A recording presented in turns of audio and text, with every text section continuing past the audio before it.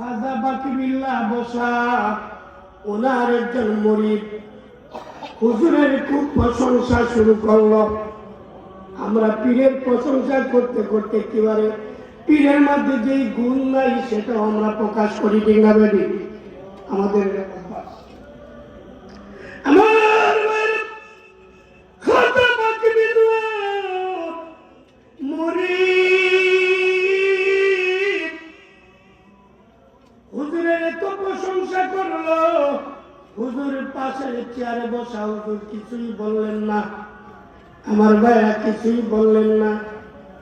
আমার ভাইরা মাহফিল শেষ হয়ে গেল, খাজা বাকি বিল্লাহ বাড়িতে গেলেন।